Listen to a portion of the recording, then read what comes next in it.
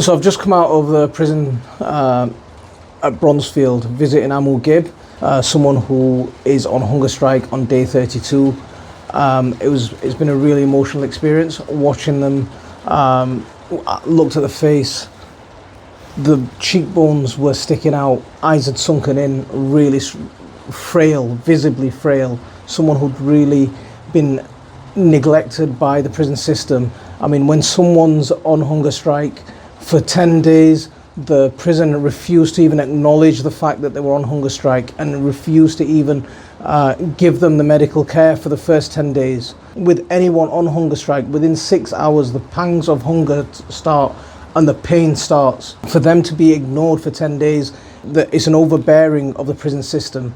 Just imagine 32 days of no food, weak. I saw someone called John who's frail, you know, visibly looking almost like how I'd describe a skeleton, and that is not an easy thing to see. Someone called John who is in there, but despite being on a joint defendant, they were allowed to be in the same prison. But there's someone called Kessa who is not allowed to be having a visit at the same time because apparently they're not allowed to associate, despite them being accused of completely different things. And this is just another way that the prison system tries to beat people down and demoralize them. Kessa is 20 years old. She's extremely frail. Her blood pressure is extremely low, but her heart rate is extremely high.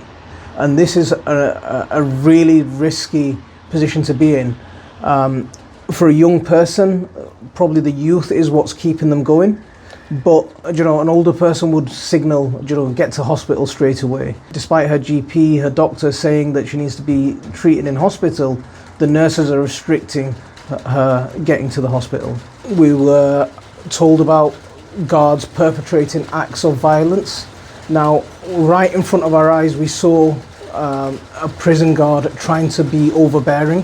So Amu was sat with the knees crossed because the knees are in a lot of pain. The prison guard came over and said that's against the rules. Now we've got the rules in front of us. Nowhere on that list of rules did it say you can't sit with your knees crossed.